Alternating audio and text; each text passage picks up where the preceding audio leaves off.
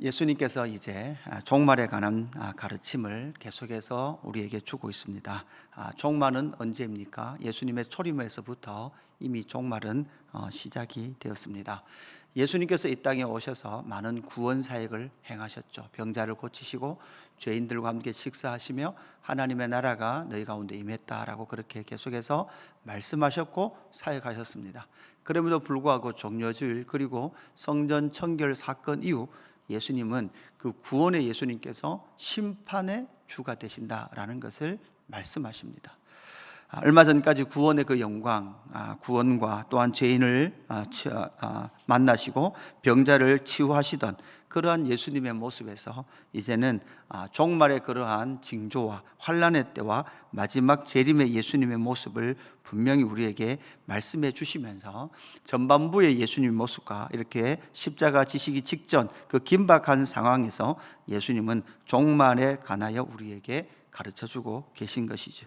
예수님의 그 선언은 그 종말은 이중적 모습을 가지고 있습니다. 이미 시작된 종말과 또한 다가오고 있는 종말, 이 두 그림을 우리는 잘 볼 수 있어야 합니다.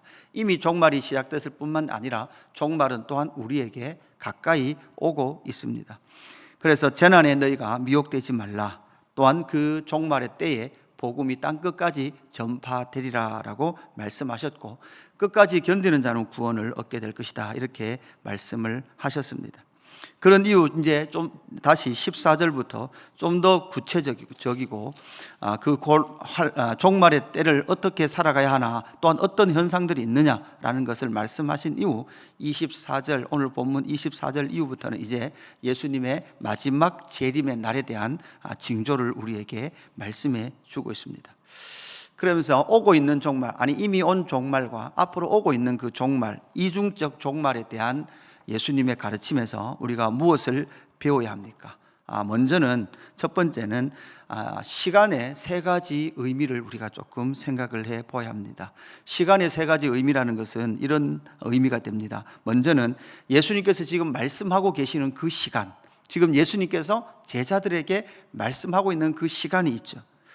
예수님께서 예수님의 제자들에게 말씀하고 있는 십자가 지시기 직전에 예수님께서 분명히 제자들에게 내가 오늘 너희에게 미리 다 말했다라고 23절에도 그렇게 말씀하죠. 너희는 삼가라. 내가 모든 일을 너희에게 미리 말하였노라. 예수님께서 종말과 종말의 징조에 대해서 지금 제자들에게 말씀하고 계시는 것이죠. 지금 그 말씀을 하신다면 이제 앞으로 가까이에서 일어날 일들은 어떤 일들입니까? 예루살렘의 멸망이죠. 14절 오늘 본문 시작인 14절에 보니까 멸망에 가증한 것이 서지 못할 곳에 선 것을 보거든. 멸망에 가증한 것이 서지 못할 곳이라고 말하는 것은 우리가 알듯이 성전을 말하는 거죠. 성전산에 멸망에 가증한 것이 서는 그날이 있을 것이다 라고 말씀하고 있습니다. 멸망에 가져간 것이 서지 못할 곳에 서는 것은 이미 다니엘서에 보면 몇 번 언급된 말씀입니다. 다니엘 시대에도 예루살렘 성전의 함락을 경험했습니다. 이게 제1성전 솔로몬 성전의 함락이죠. 그리고 포로기한 공동체가 세운 제2성전 스룹바벨 성전 역시도 사실 예수님 시대의 130년 전, 예수님 시대로부터 130년 전에 에피파네스에 의해서 대지피 사건과 그 성전이 더러워지는, 그 성전에 서면 안 되는 그러한 세상의 우상들이 성전에 서는 것을 경험했죠. 그뿐만 아니라 예수님 이후 AD 70년에 로마에 의해서 성전이 무너지는, 그러한 제2성전이 무너지는 그러한 사건들을 경험했고 지금은 그곳에 무엇이 서 있습니까? 이슬람 황금돔이 서 있는 그러한 상황 속에 있는 거죠. 이것이 바로 가까운 미래에 일어날, 실제로 그 성전을 중심에서 일어날 일들이다라는 것을 우리에게 말씀해 주고 있습니다. 또 하나 시간은 어떤 시간입니까? 시간의 세 가지 종류가 있는데 세 번째는 예수님의 마지막 최종 종말의 때를 말씀하고 있는 것이죠. 24절부터 이어지는 예수님의 최종적 종말의 그때에는 24절에 보니까 그때에 그 환난 후 해가 어두워지며 달이 빛을 내지 아니하며, 이 전체의 변화를 말하는 거죠. 여러분, 이 전체의 변화는 예수님께서 최종적 재림의 모습은 일부 사람만 알도록 오시는 것이 아니라 전체의 변화를 통하여 모든 자들이 알 수 있도록 예수님은 재림하십니다.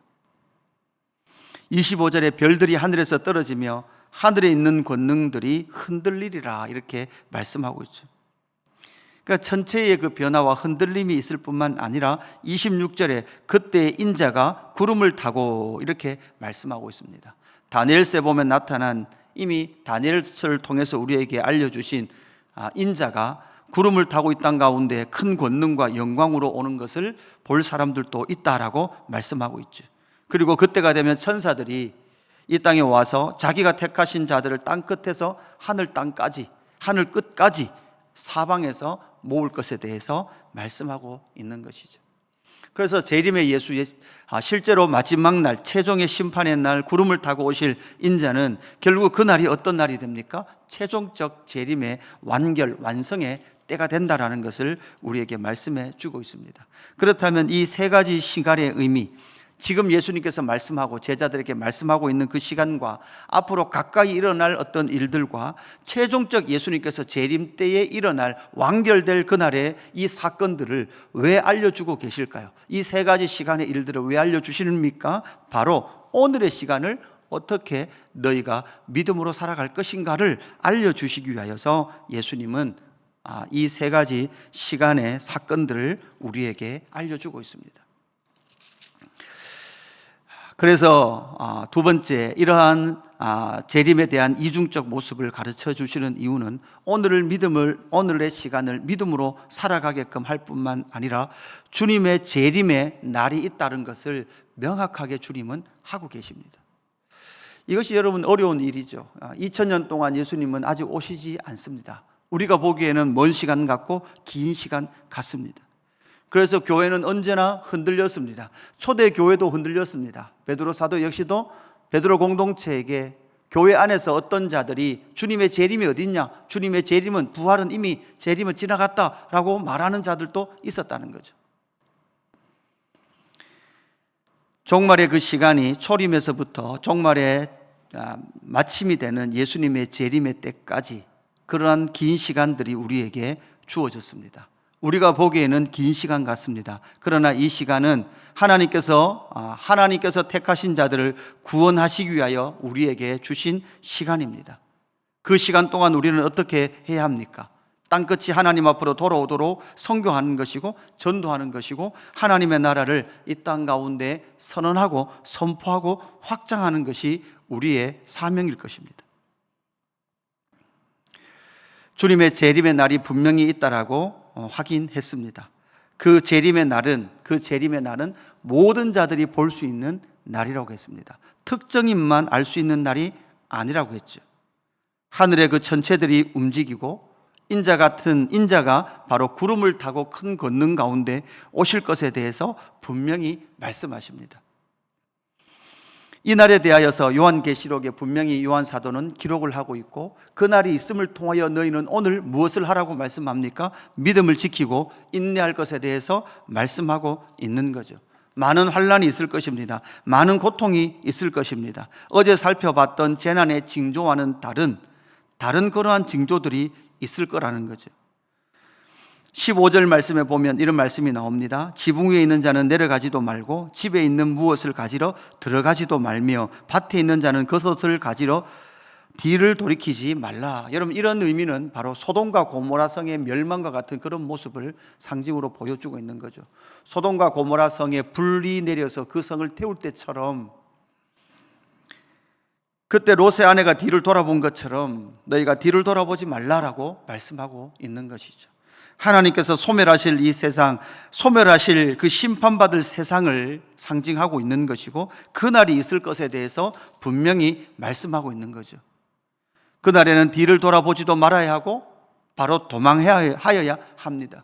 여러분, 성도의 삶, 종말의 삶에는 때로는 그 자리에서 끝까지 견뎌야 되는 삶도 있을 뿐만 아니라 때로는 도망쳐야 될 자리도 있습니다. 도망쳐야 될 날도 있다라는 것을 우리는 생각을 해야 되는 것이죠. 예수님이 오실 그날이 가까우면 가까이 올수록 이런 일들이 많을 것이고, 뒤를 돌아보지 않고 하나님의 사람들이 도망하듯이 도망하여 그들의 생명을 지키며 또한 믿음을 지켜야 될 때가 있다는 것을 우리에게 말씀해 주고 있습니다.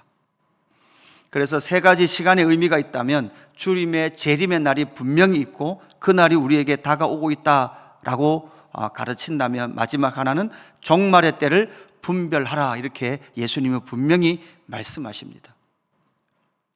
20절 후반절에 보니까 하나님께서 주께서 그날을 우리에게 감해 주셨다, 자기가 택하신 자들을 위하여 그날을 감해 주셨다라고 말씀하시면서 그날을 감해 주신 그 영광을 통하여 그럼에도 불구하고 그 시간 동안 어떤 일이 일어날 것인가에 대해서 예수님은 우리에게 말씀해 주고 있죠. 이것이 21절부터 23절입니다. 21절, 그때에 어떤 사람이 자기에게 말하되 보라 그리스도가 여기 있다, 보라 저기 있다 하여도 믿지 말라. 그러니까 앞에서는 계속해서 믿어라 했다면 오늘 이 본문에서 너희는 믿지 말아야 될 것이 있다는 거예요. 무엇을 믿지 말아야 합니까? 그리스도가 여기 있다 저기 있다 하는 말을 믿지 말라는 거죠. 여러분, 이 21절로 말미암아 2000년 교회사 가운데는 수많은 재림 예수가 왔고, 또한 예수님의 재림의 날을 맞추면서 시한부 종말론자들이 200년도 되지 않는 한국 사회, 한국 교회 안에서도 끊임없이 일어났던 것이 바로 이런 자들이었습니다. 그리고 그런 자들에게 믿음을 보이며 그런 자들을 따라갔던 것이 한국 교회의 역사였습니다. 22절, 거짓 그리스도들과, 여러분 여기 복수로 돼 있죠? 거짓 그리스도와가 아니라 거짓 그리스도들과 거짓 선지자들이 일어나서 이렇게 말합니다. 자, 이것은 결국은 계속해서 교회 역사 가운데에서는 이런 자들이 일어날 것이라는 거예요. 한 사람만 있는 것이 아니라 계속해서 역사 속에 일어날 것이라는 것이죠. 이적과 기사를 행합니다. 믿을만 하죠. 믿을 만한 일들을, 증거들을 보입니다. 그 증거가 무엇입니까? 이적과 기사들입니다. 이적과 기사들을 통하여 할 수만 있으면 택하신 자들을 미혹하려고 합니다. 그래서 23절에 너희는 삼가라, 이렇게 말씀하고 있죠. 미혹한다는 것은 예수의 길에서 벗어나서 곁길로 가도록 한다라는 의미입니다. 마가복음에 예수의 길을 가야 될 예수의 제자들이 곁길로 벗어나도록 미혹하는 그러한 일들이 있을 것인데 너희는 삼가라라고 분명히 말씀하고 있죠. 그래서 종말의 때를 분별하고 종말의 때를 살아갈 때 우리는 삼가며 살아가야 합니다. 예수 그리스도의 말씀 안에 머물면서 이적과 기사를 따라가는 것이 아니라 다시 오실 주님을 바라보면서 그 다시 오실 주님을 기다리며 그 시간을 믿음으로 통과해내야 될 것이 성도의 삶이다라는 것을 우리에게 말씀해 주고 있습니다. 그래서 이미 오고 온 종말과 앞으로 오게 될 마지막 최종적 예수님의 재림의 그날을 있음을 우리가 알면서 이 종말의 이중적 의미, 이미 온 종말과 앞으로 오게 될 최종적 예수님의 재림의 날을 우리가 기대하며 믿음으로 살아가는 저와 여러분의 삶이 되기를 축복합니다. 특별히 삼가십시오. 곁길로 벗어나지 마십시오. 그리고 예수 그리스도의 길에 함께 서는 저와 여러분 되기를 주님의 이름으로 축복합니다. 아버지 하나님, 감사합니다. 오늘 우리가 어떤 믿음으로 살아야 할지 하나님, 우리의 오늘의 삶을 돌아볼 수 있도록 인도하여 주옵소서. 하나님, 주님께서 불러 심판하실 이 세상에 우리의 모든 삶의 목적이 매여 있지는 않은지 돌아보게 하시고, 또 하나는 2000년 교회사, 아니 한국 교회사 가운데 일어났던 수많은 적그리스도들의 그러한 미혹에 하나님, 교회가 다시금 넘어지지 않도록 하나님 진리의 말씀을 붙들며 배우며 나아가는 저희들 될 수 있도록 인도하여 주옵소서. 하나님 아버지, 또한 구름 타고 다시 오실 인자이신 예수 그리스도를 고대하며 재림 예수 그리스도를 기다리는 저희들 될 수 있도록 인도하여 주옵소서. 주님 다시 오셔서 천사들 보내어 땅끝에서 하늘 끝까지 모두 다 택하신 그들을 모을 그날을 기대하며 믿음을 지키며 이 땅을 살아가는 저희들 될 수 있도록 인도하여 주옵소서. 감사함을 드리며 구주 예수 그리스도 이름으로 기도드리옵나이다. 아멘.